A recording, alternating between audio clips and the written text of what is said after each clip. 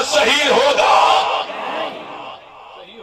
نہیں، یہ استدلال اس کا صحیح نہیں ہوگا، یہ استدلال اس کا غلط ہوگا، کیونکہ یہ دوران تربیت تھے۔ اور اس کے بعد آگے چلیے، حضرت علی المرتضیٰ کو حضرت فاطمہ الزہرا رضی اللہ تعالی عنہا نے جو جملے کہے جو حق الیقین میں بھی ہیں، وہ جملے میں اسٹیج پہ بیان کرنا نہیں چاہتا۔ وہ کہتی ہیں آپ یہاں چھپ کر بیٹھے ہیں، وہاں دشمن یلغار کر رہا ہے۔ حضرت علی کو جو الفاظ حضرت فاطمہ نے کہے حق الیقین میں لکھے ہیں۔ آج اگر کوئی اس واقعے کو بیان کر کے یوں کہے کہ صحابہ سارے ایک جیسے نہیں تھے، کچھ یوں تھے اور کچھ یوں تھے، یہ استدلال اس کا صحیح نہیں ہوگا، غلط ہوگا۔ دوران تربیت جو بھی خطا ہوتی ہے وہ قابل گرفت نہیں ہوتی۔ ہم صحابہ کو عادل مانتے ہیں، تکمیل تربیت کے بعد ہم صحابہ کو جنتی مانتے ہیں، رضی اللہ مانتے ہیں، صحابہ کو جنت کا حقدار مانتے ہیں، صحابہ کو مقتدا مانتے ہیں، صحابہ کو رہبر مانتے ہیں، صحابہ کو عادل مانتے ہیں۔ تکمیل تربیت کے بعد دوران تربیت خطائیں ہو گئی، دوران تربیت خطا ہو گئی، حضرت علی سے بھی ہو گئی۔ تو اب کوئی یوں کہے کہ جی نہیں کچھ صحابہ یوں تھے کچھ یوں تھے، یوں اگر کوئی تقسیم کرے گا تو یہ اس کا تقسیم کرنا درست نہیں ہوگا۔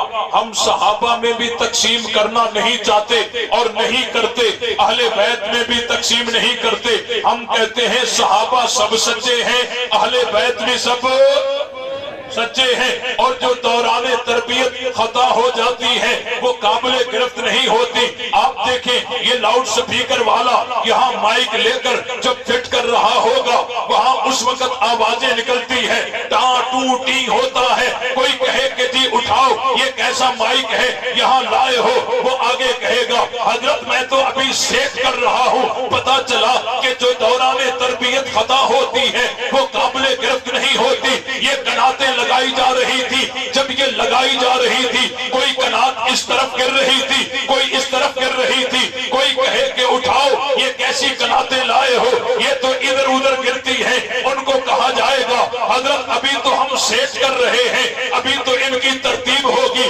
ابھی تو ان کی فٹنگ ہوگی۔ پتا چلا جو دوران تربیت خطا ہوتی ہے وہ قابل گرفت نہیں ہوتی۔ صحابہ حضور کی محفل میں آئے، صحابہ نبی سے دین سیکھنے والے، صحابہ اکرام بالتدریج آہستہ آہستہ شریعت کو سیکھتے گئے، خطا ہوتی گئی، حضور سمجھاتے گئے، خطا ہوتی گئی، حضور اصلاح کرتے گئے۔ جب ساری تربیت کی تکمیل ہو گئی اب ہم کہتے ہیں صحابہ رضی اللہ ہے، صحابہ ہمارے امام ہیں، مقتدا ہیں، صحابہ سب کے سب جنتی ہیں۔ اگر صحابہ سے خطائیں نہ ہوتی تو حضور علیہ السلام کو مصلح کیسے کہتے، ان کو یہ نسبت کیسے دی جاتی؟ اصلاح وہ پھر کن کی کرتے، کیسے کرتے؟ جب آگے کسی کی خطا نہیں ہو رہی تو حضور علیہ السلام کے صحابہ کی جو تقسیم ہے وہ ایک ہی ہے، وہ سب کے سب کیا تھے؟ مومن تھے، سب کے سب جنتی تھے۔ اور آگے چلیے، آج کل یہ بحث چلا ہے کہ جی ہمارا معیار یہ ہے، صحابی اس کو کہتے ہیں، صحابی اس کو کہتے ہیں۔ جب تحفظ ناموس صحابہ کا بل اہل سنت نے پیش کیا ہے تو معیار بھی اہل سنت بتائیں گے، کیونکہ بل ہمارا ہو معیار کسی اور کا ہو یہ کہاں کا انصاف ہے؟ تبھی ہم کہتے ہیں اللہ کے پاک پیغمبر کی محفل میں کچھ لوگ آیا کرتے تھے، اپنے آپ کو مومنین کہتے تھے، لیکن اللہ نے کہا وما ہم بمومنین، یہ مومنین ان کو کہا گیا وَإِذَا قِيلَ لَهُمْ آمِنُوا كَمَا آمَنَ النَّاسُ، ان لوگوں کی طرح ایمان لاؤ۔ پتا چلا کہ اس دور میں ایسا طبقہ تھا جس کو معیار بنا کر ان کو کہا گیا آپ کا ایمان ان جیسا ہوگا تو آپ کامیاب ہوں گے، آپ کا ایمان ان جیسا ہوگا تو آپ کامیاب ہوں گے۔ تو ان انہوں نے کہا قالوا انؤمن کما آمن السفہاء، یہ صحابہ پر پہلا تبرہ ہے، جو صحابہ پہ پہلا تبرہ ہوا وہ یہی تبرہ تھا۔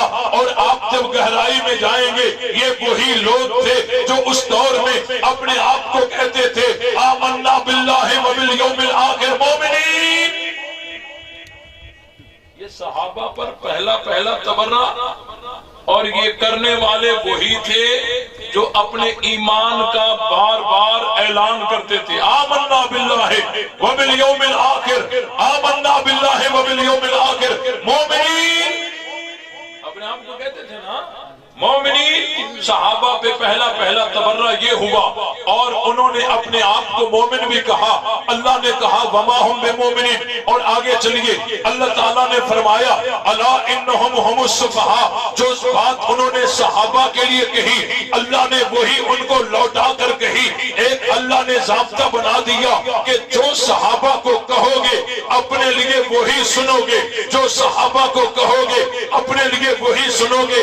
اس آیت کو دیکھیں گے اور حضور علیہ السلام کے اس فرمان کو دیکھیں گے۔ آپ علیہ السلام نے فرمایا اصحابی کالنجوم، میرے صحابہ ستاروں کی طرح ہیں۔ میرے صحابہ، کس کے صحابہ؟ میرے صحابہ۔ اگر کہیں سفارش کی جاتی ہے کہا جاتا ہے یہ آدمی میرا ہے، یہ میرا ہے، یہ بڑی سفارش ہو جاتی ہے۔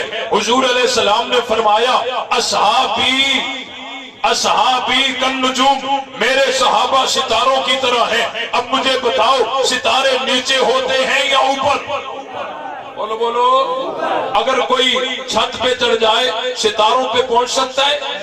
کوئی درخت پہ چڑھ جائے ستاروں پہ پہنچ سکتا ہے؟ کوئی کھمبے پہ چڑھ جائے ستاروں پہ پہنچ سکتا ہے؟ کوئی جہاز پہ چڑھ جائے ستاروں پہ پہنچ سکتا ہے؟ ہرگز نہیں۔ وہ جتنا بھی اونچائی پہ چلا جائے ستاروں پہ پہنچ سکتا نہیں ہے۔ آج کوئی لاکھ مرتبہ نمازیں پڑھتا رہے، تہجد پڑھتا رہے، قرآن کی تلاوتیں کرتا رہے، وہ نبی کے صحابہ کے مقام تک پہنچ سکتا نہیں ہے۔ اور آگے چلیے اللہ نے ایک ضابطہ بتا دیا ہے، جو صحابہ کو کہو گے اپنے لیے وہی سنو گے۔ حضور نے فرمایا میرے صحابہ ستاروں کی طرح ہے۔ اگر کوئی پھول کی پتیاں اٹھا کر ستاروں پہ پھینکے گا وہ پھول کی پتیاں واپس اس پر پلٹ کر آئیں گی۔ تو اللہ نے کہا جو صحابہ کو کہو گے وہی اپنے لیے سنو گے، ستاروں پہ جو پھینکو گے وہی اپنے اوپر آئے گا۔ اگر کوئی ستاروں پہ پھول پھینکتا ہے اس کے اوپر پھول برسیں گے، جو ستاروں پہ پتھر برسائے گا اس کے اوپر پتھر برس پڑیں گے۔ یہ طے ہے، موسم جیسا بھی ہو، گرمی کا ہو، سردی کا ہو، آندھی کا ہو، بارش کا ہو، جیسا بھی موسم ہو یہ طے ہے۔ ستارے پہ جو پھینکو گے وہی آئے گا۔ صحابی کو جو کہو گے اپنے لیے وہی سنو گے، حالات جیسے بھی ہو، حکومت کیسی بھی ہو، یہ رب نے بتا دیا ہے۔ جو صحابہ کو کہو گے وہی اپنے لیے سنو گے۔ جو صحابہ کو سچا کہتے ہیں دنیا ان کو سچا کہتی ہے، جو صحابہ کو کامیاب کہتے ہیں دنیا ان کو کامیاب کہتی ہے، جو صحابہ کو مومن کہتے ہیں دنیا ان کو مومن کہتی ہے۔ صحابہ کو کہو گے وہی سنو گے، اپنے لیے وہی سنو گے، ستاروں پہ جو پھینکو گے وہی واپس آئے گا، وہی تمہارے اوپر واپس آئے گا۔ اب ہر کسی کی مرضی ہے، جو اپنے آپ پر پھول برسوانا چاہتا ہے وہ وہاں پھول پھینکے گا۔ ہر کسی کا نصیب ہے، کوئی پتھر پھینکتا ہے تو واپس بھی پتھر ہی آتے ہیں۔ عرض کر رہا تھا اللہ تعالیٰ نے اصحاب رسول کو جو مقام دیا ہے وہ سب سے اونچا مقام دیا ہے۔ اب دیکھیے ہم جب نماز پڑھتے ہیں ایک امام ہوتا ہے، دوسرے مقتدی ہوتے ہیں۔ اگر نماز کے دوران خطا ہو جائے، ایک آدمی ایسا ہے جو نماز میں نہیں ہے، باہر ہے، ایک آدمی ایسا ہے جو نماز میں نہیں ہے، باہر ہے، نماز والوں سے خطا ہو گئی، دیکھ رہا ہے خطا ہو گئی۔ اب شریعت اس کو اجازت نہیں دیتی لقمہ دینے کی، लुकमा देने की इजाजत नहीं है, क्योंकि जो नमाज में है वो अल्लाह के हुजूर हाजिर है, उनका मकाम ऊंचा है। जो नमाज से बाहर है वो अल्लाह के हुजूर हाजिर नहीं, उसका मकाम नमाजियों जैसा नहीं है। अब अगर जे देख भी रहा है, खता हो रही है, देख भी रहा है, लेकिन उसको लुकमे देने की इजाजत नहीं है। लुकमे देने की इजाजत नहीं है,